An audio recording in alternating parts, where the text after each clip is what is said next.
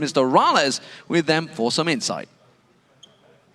Thank you very much, Demon. And of course, also thank you to Mr. Rales for joining us here today to analyze all these games. And let's get right into it. The first map of Alliance versus the Copenhagen Wolves, picks and bans. To me, a little bit odd, maybe. Alliance banning out the Lucian and then leaving the Caitlyn, even though they had a first pick. Yeah, I think Alliance got really surprised that they banned 2 top laners. And I think they expected a Kha'Zix ban. So they had to pick the Kha'Zix because he's really broken and let Forgiving get his Caitlyn. And I think the Lucian ban was a little bit strange. So talk to me a little bit about the early stages of the game. We've seen that Copenhagen Wolves got all the way down to the inhibitor turret before 5 minutes on the clock. It's something we've been talking about as casters, why teams are doing this. But in your opinion, who did the right things and who did the wrong things in that situation? I think Alliance did the right thing with lane swapping because playing against Kate Karma is really difficult, especially as Twitch. So they had to lane swap. But that they went for the 3rd turret was a mistake because Xin Zhao takes the turrets way faster, which made the result that they got 3 turrets and they got 2 turrets. So I think they should have backed off after 2nd turret and then have timed it with a cannon wave so to push towards their side. Because the thing that happened is that Wicked had to freeze bot lane, and then the bot lane went top lane again, which resulted in a free Drake for Copenhagen Wolves. So they definitely played the swap a little bit bad. So very strong play by Wolves out the gate. In your opinion, had you been in the same situation, what else could you have done other than backing earlier? Is there a counter to this type of play style, or is it just a matter of trading towers and see what happens? It's a matter of trading towers. But if they timed it correctly with cannon wave, then Wicked could have went top, and they could have pushed out bot lane and tried to go for that turret instead of just giving Frake. So that inhibitor turret was down and the inhibitor was open basically probably negated every plan that Alliance had for that game, or probably. And as said, they immediately went for the Dragon, the Copenhagen Wolves, and that later also went into the very first team fight of the game. And we have a replay of that. Yeah, so we do. Dragon control was great for Copenhagen Wolves. They got the first couple of spawn. The first time we've seen Alliance contesting was around the 20-minute mark. Let's pull that replay up onto your screens right now.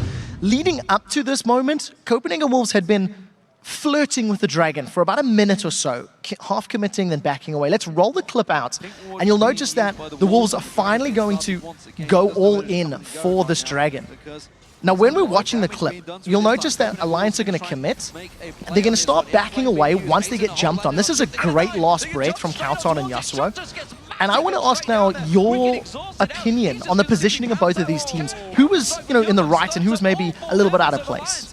Well, obviously Shug was a little bit out of place, but that Copenhagen Wolves chased and allowed Taps to do a lot of damage while Six can just throw down bombs was a really, really bad decision for Copenhagen Wolves. They should just have gone the Drake and one kill and just backed off. It's actually something we see Amazing doing fairly often. When he feels confident, he does jump in and goes a little bit bloodthirsty at times. Yeah, absolutely. And actually someone who does that as well is Tab. Sometimes he uses his flash very offensively. He was on Twitch. You played Twitch just 2 weeks ago.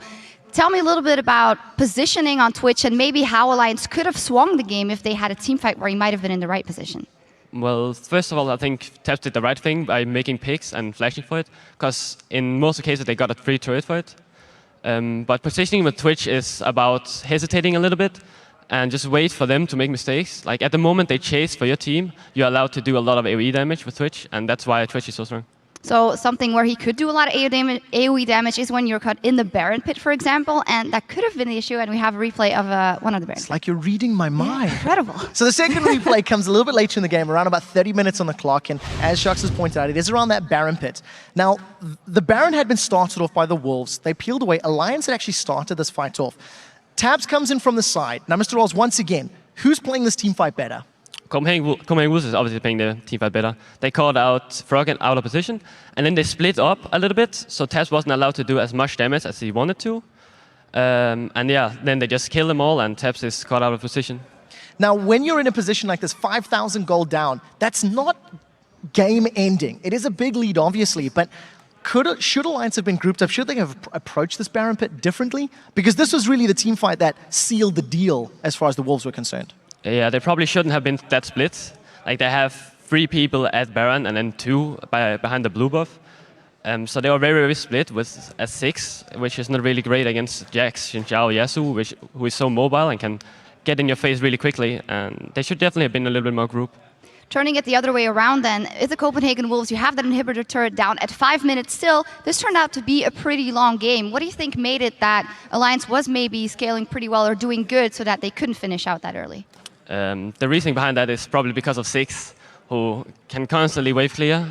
And Six is a really, really boring champ. He's just going to sit behind his turret and wave clear all the time. But I think they could have done a little bit more by taking, when they got the inhibitor, they could have forced the Baron a little bit quicker because bot lane is going to push no matter what. So yeah, they dragged it out a little bit, but I think they played really good. I think you only call Ziggs boring because he stops you hitting towers. When we look at this game, I think now that the Copenhagen Wolves are 1-0 up, if they pick up one more victory, they advance to the semi-finals, they guarantee the spot in the summer split. You have to think that the Wolves will be looking to get their hands onto that Jax, and Alliance will be looking for a way to counter that early game power. Maybe picking lanes that you can go 2 versus 2, prevent that map play. If you were in Alliance's shoes, what would be your focus in the next games in the series? I'll definitely focus on getting a bit AD carry. I think they will mess up a little bit with the bans. Like they will probably not ban Lucian, or else they will let a lot of things open and ban Lucian, and then force them to either pick Kha'Zix or Caitlyn or whatever first pick, and then get 2 other OPs. So what do you reckon they will do when it comes to the top lane? Because we've seen it now, Aurelia and Renekton banned out, and Wicked had to go for that Shyvana, didn't match up that well versus that Jax. Do you think that that might be a sore point? Because Youngbuck called it, they will try and split push with their mid and their top, and they just haven't been able to do that.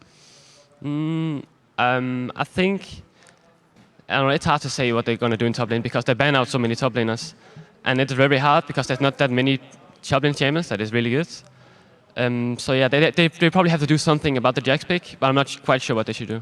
Yeah, I think just as a final thought to add on to that, knowing that Youngbuck is a little bit more of a versatile player in that top lane, we've seen him playing Vlad, we've seen him playing Heimerdinger, you know, his Jax now. He's got a lot of different champions that he can do well with.